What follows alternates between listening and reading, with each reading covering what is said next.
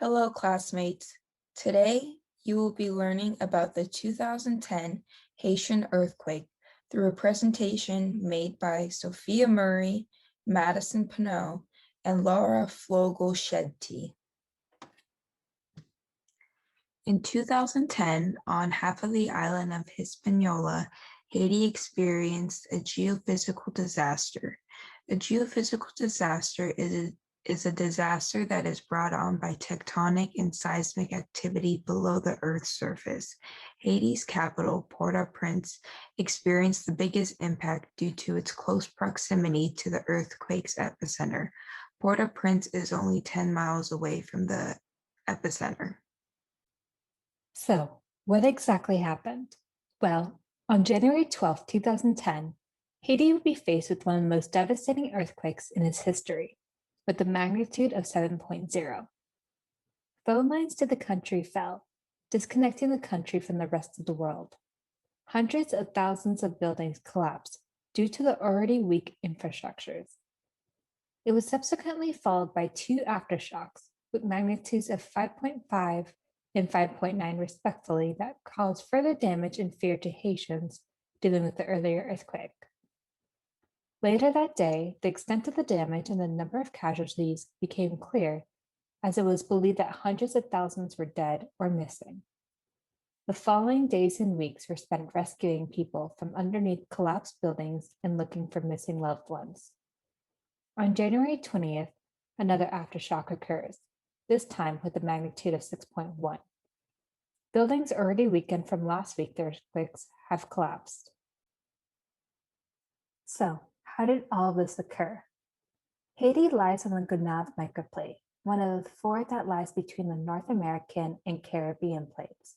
The Enriquillo Plantain garden fault that forms the boundary between the Gonave microplate and the Caribbean plate was stated by scientists to be long overdue for an earthquake, as a sizable amount of energy needs to be released.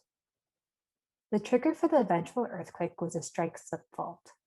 The North American and Caribbean plates slid past one another, and as they slid past, parts where the crust stuck along the boundary in the fault was where the stress built up.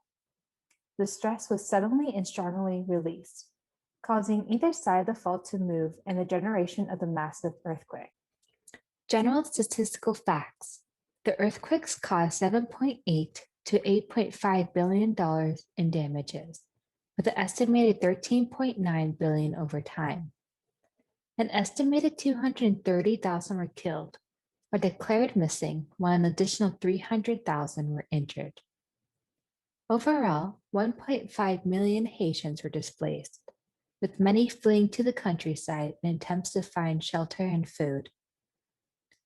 3 million were affected with the loss of housing, food supply, and loved ones. Haiti's gross domestic product shrank by 5.1%, a devastating blow to an already poverty-stricken country. The number of damaged houses was about 294,383, and the number of destroyed buildings was 106,000. The efforts to help Haiti saw unprecedented worldwide efforts as countries from all over the world offered aid, with an astonishing $16 billion given to Haiti over the following years to rebuild the country. Fundraising events established a new record for the amount of money raised, with $57 million raised worldwide. This earthquake is significant because it was one of the most devastating geophysical-related disasters in human history. With its heavy toll on both the economy and human lives, its significance is large. The country, one of the poorest in the world, faced a huge humanitarian crisis that required the cooperation of other nations to help aid it.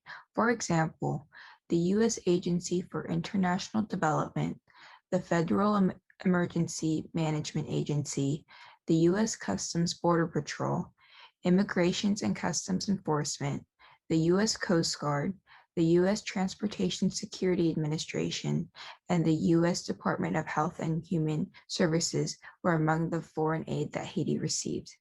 The cooperation of foreign nations working together to help aid Haiti is significant to human history and has left a lasting impact on it because it shows that foreign nations can come together and help one another, not only in the time of crisis itself, but afterwards as well. For example, after the earthquake itself, a long-term effect has been the provision of free obstetric and childcare through two programs. SOG, which is a program that's efforts include reducing maternal mortality by offering all pregnant women free access to quality health services, and SIG, which is Haiti's free child care project developed by the Pan American Health Organization / the World Health Organization and the Ministry of Health, all of which has been funded by Canada, Japan, the World Bank, and the European Union. The aftermath. This disaster had a heavy toll on Haiti's economy and quite a heavy death toll. Those who made it out alive, injured or not, were left with a country in shambles, where nearly 1.5 million amongst the population were now left homeless. If we look 5 years after the disaster, we would still see debris lying in the streets, thousands in refugee camps, and a majority of public buildings waiting to be rebuilt. Even a decade after the disaster, Haiti's struggling to recover due to multiple factors. Haiti's had an unstable government over the past 4 decades, resulting in a weak central administration. Historically, Haiti was managed by the military, but the dismantling of the National Army under Jean-Bertrand Aristide's presidency didn't allow for the transfer of the Army's natural disaster management skills to other civilian public institutions. Several government bodies have attempted to develop skills in relation to earthquakes, but no reliable operational body has been able to replace the gap left by the Army. Haitian public administration has never been able to anticipate the impacts of an earthquake. This is due to a combination of overpopulation, overcrowding, a lack of real urban planning policies to impose standards, and the lack of resources to intervene on its territory and the skills of its staff. The weakness of Haitian public institutions isn't the only thing to blame. Although Haiti was lucky enough to receive an overwhelming support from foreign aid, this ended up almost working against them due to the severe disorganization of international aid, particularly NGOs. Out of the thousands of NGOs, only 300 were recognized by the MPCE, the Ministry of Planning and External Cooperation in Haiti. There was no coordination between NGOs, and most were acting to serve their own interests, not to respond to the needs expressed by the Haitian government. International help sometimes had harmful consequences. The 2010 cholera epidemic in Haiti, which was believed to have been caused by United Nations peacekeepers previously stationed in Nepal, killed 9,300 people and sickened another 800,000. Some aid workers were even accused of abusing women and children. More recently, citizens have been demanding more accountability from leaders. Opponents of Haitian President Jovenel Moïse accused him of embezzling some of the Petrocaribe funds, an aid program sponsored by Venezuela. Citizens went to the streets to demand he resign, but he denied all allegations. Haitians are desperate and are doing whatever they can to make it by.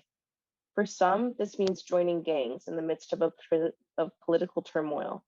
And for others who have given up on the government and aid groups, they've started buying things like sand and stone where they can, so they can hopefully buy themselves land and build themselves permanent homes. Moving forward, a decade later, Haiti still has a lot of challenges and things that it needs to work on. They need to develop a construction policy that fits into a certain vision of urban planning, rebuild the archives of public institutions that have been damaged or have disappeared, help post-earthquake generations learn from the past, develop and implement an emergency plan for natural disasters, and design and implement policies in spaces adapted for people with disabilities. In the future, it's highly recommended that different response forces regularly meet with one another and share information with each other. Although this was an important opportunity to see that we're capable of overwhelming foreign aid, it still lacks a lot of cooperation. Because of the distrust between Haitians and foreign aid organizations, I've compiled a small list of Haitian-led nonprofit organizations and their websites. So if any of you want to help out, these are available for you. Thank you so much for listening to our presentation, and I hope that you learned something.